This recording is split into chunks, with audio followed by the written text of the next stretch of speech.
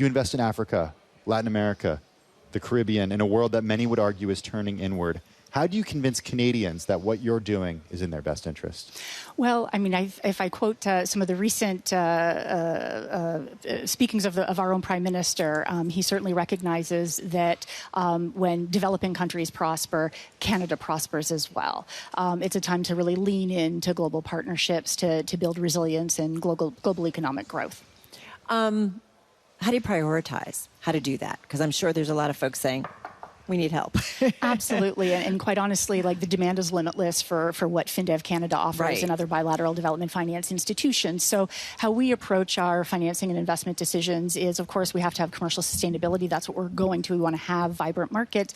And we also look through 3 impact lenses. We have 3 impact lenses through which we work that informs all of our financing and investment decisions: climate and nature action, gender equality, and local market development. Has to check on all of those in order for it to happen, or no? Not all of them, because different types of investments and financing opportunities will address one or more of them. We obviously, look to try and have positive contribution across each of those, but not everything ticks every box, so to speak.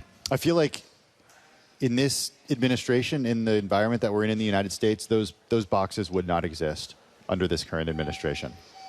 How do you think about that? Well, it's a real wonderful opportunity for Canada to show global leadership. And again, when developing countries prosper, Canada prospers and the world prospers. So it's an opportunity for us to continue with looking at having impact in the markets that we serve. So with the U.S. pulling back on foreign aid, with the U.S. dismantling USAID, which certainly is controversial here in this country, as I'm sure you're aware, does it mean more of an opportunity for Canada? Or net, does it hurt Canada and does it hurt the world in the long run? Well, I think certainly there's a lot of hugely negative impacts from a huge amount of the aid bathtub, sort of a plug being pulled, so to speak. But we have to look at that as an opportunity, right? As I mentioned when we just started, that demand for development finance is steep, but now it's really infinite because the U.S. has traditionally played such a very big role in development aid and in development finance. So in a way, it's a tremendous opportunity for countries like Canada and like-minded countries to lean in. Lori, I'm always interested in the specifics of things. So talk to us about some things where there have been investments made and what's the outcome. Yeah, absolutely. So let me give you one example. So we were established in 2018, so we're the youngest bilateral development finance institution. And one of our very first investments is in a company called Climate Investor One, and they're supporting energy transition across Africa, across Asia, and across Latin America. So in 2018, we made a $20 million equity investment. And now they've been able to raise $800 million. 80% of that is dispersed across 16 renewable energy projects. 6 of them are already in operation.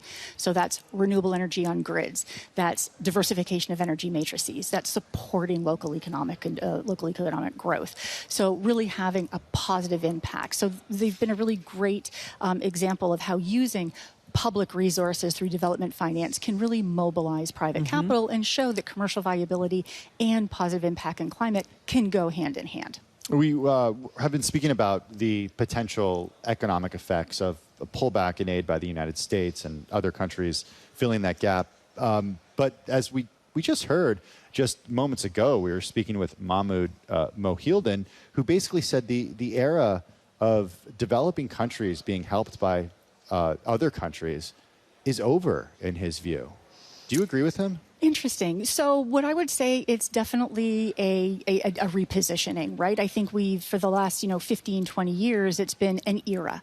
And the era is changing for sure. So there's disruption in this system.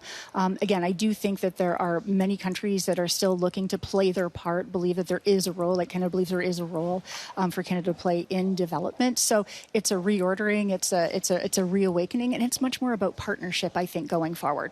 Do you think about it from an immigration perspective at all?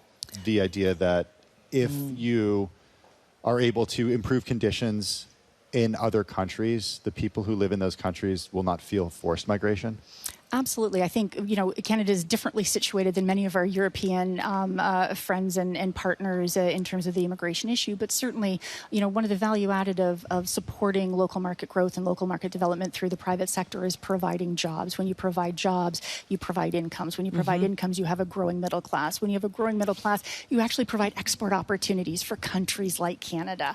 When you provide good jobs, people are happy to stay at home and work and thrive in those local economies. So it's a reinforcing benefit, let's say, of supporting emerging markets. What's been the biggest impact on your world as a result of what I would say is a conflicted relationship between the U.S. and Canada now, which is kind of amazing to kind of get your head around it. Anybody who's, studied trade or history, who'd have thunk? But this is where we are a little bit today. But what has been the impact on your world because of it? Yeah, so in the development finance world, it's been a huge disruption. I mean, the U.S. has been such an enormous player in development finance, as I said earlier.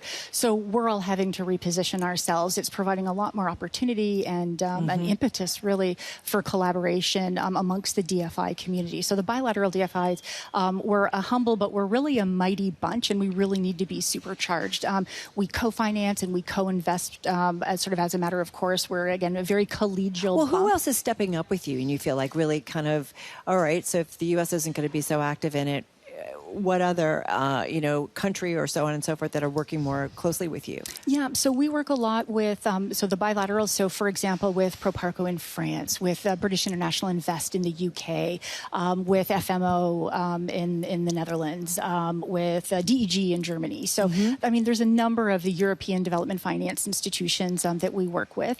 We also do co-finance with the IFC. And in fact, just this week, we're really happy to be closing on $125 million worth of transactions to two banks in Central America. Banco Industrial in Guatemala, so we're providing a $75 million loan. Guatemala is one of the most climate vulnerable countries in Central America. Use of proceeds entirely for climate finance, so climate smart agriculture and green buildings. And then the other transaction is $50 million to Banco del País in Honduras, and that's one of the poorest countries in Central America. There we're also supporting climate finance, renewable energy, water and sanitation, as well as small and medium-sized enterprises, micro and small and medium-sized enterprises, and women-owned and women-led micro and small and medium-sized enterprises. I always think about all the micro-lending and so on and so forth that you do for women, right? And the impact that it has on a family in particular. How do you make sure that the money is used efficiently? And, there were so many stories, at least with U.S. money that went out, where you'd find that, grants that went to certain organizations weren't necessarily used in the most efficient way or even used for what they were supposed to be used for. How do you make sure that there's not sort of a fraud? Yeah, I didn't want to say fraud. I just want to say there's somebody who sort of takes more than they're supposed to. Sure. So, we're in the commercial financing business, right? We provide financing and investment. We have a higher risk appetite than commercial capital. But, again, we want to support commercially viable solutions.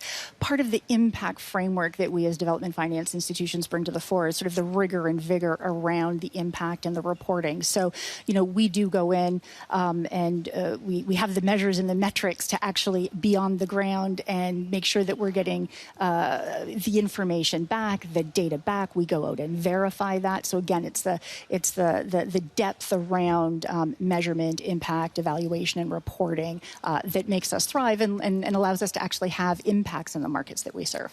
All right. I think we have to leave it there, unfortunately. Excellent. Did we run out of time? We ran out of time. That was fast. Lori, thank you so much. Good luck. Thank you. Thank you so much. Have a great afternoon. Lori Kerr, she's Chief Executive Officer of FinDev Canada, joining us right here at the Bloomberg Philanthropies Global Forum.